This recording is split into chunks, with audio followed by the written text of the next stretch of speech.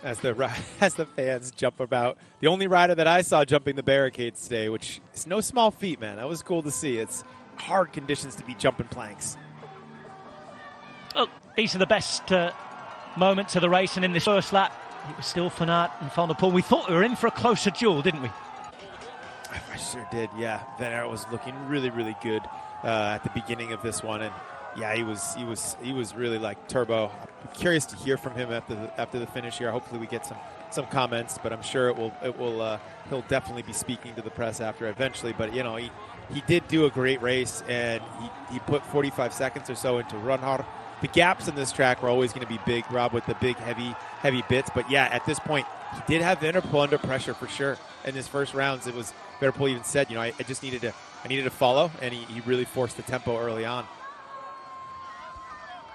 Thibaut Nys was threatening for a while as well. Tom Pidcock, we wondered whether he'd get in touch with the front. The differences were minimal after the first lap or so, and then that started to change. And at the front, it began to change here, didn't it?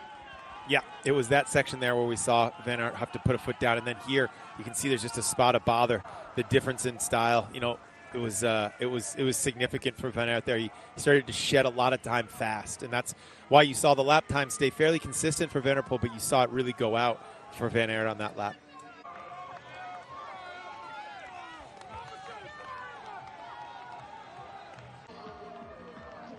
Here was Pidcock, still ahead of Van Torenhout, still ahead of Nys here. And things started to go a little wrong for him around the halfway stage. Van Aert was trying to dodge the efforts and errors, I should say, pardon me. And Roland was never too far out of touch without really looking like he was going to threaten for second place.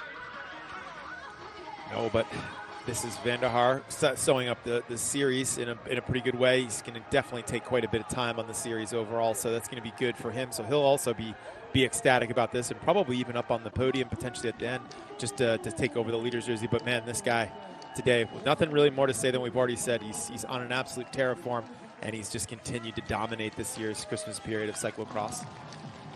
On one of the historical runs down the years, Mathieu van der Poel takes 8 from 8.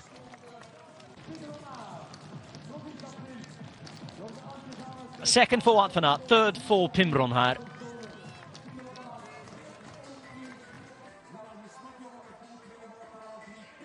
We would need to look to make sure that Van der Poel is racing in Coxside. I have to say I don't remember or don't recall, but if he is, I remember when I was racing Van der Poel, you know, doing the fastest lap of the day as a junior, Rob. So,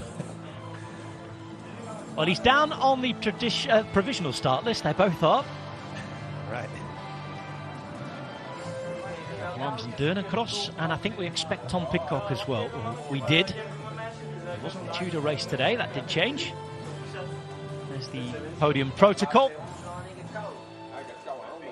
Of course, Lars van der Aert as the series leader will be on straight after the top 3 on the day. All smiles though, as they all get New Year underway, doing what they love best. Other way. Pim Ronhaar onto the podium in the 3rd position.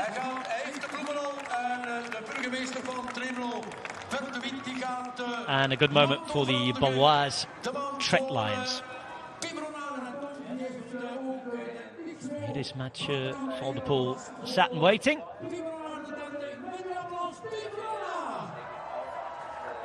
Next to be called will be the man in the slightly changed New Jersey, Visma Lisa bike.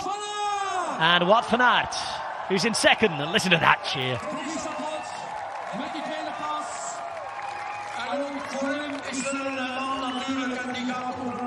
New team name for him to get used to.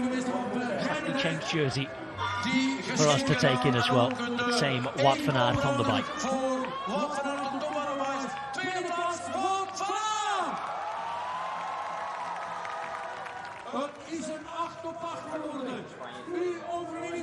And well, where Wout van Aert goes, in the same sentence, either before or after, depending on the result, you've got this man. This time, he's the winner. Mathieu van der Poel, super strong. and this season, untouchable. The world champion behaving very much as a world champ on the bike. Rainbow stripes on his back again. Another victory into the column. Undefeated this winter so far. 8 from 8 for Mathieu van der Poel. Perhaps in the best form we have ever seen him. The duck is ecstatic.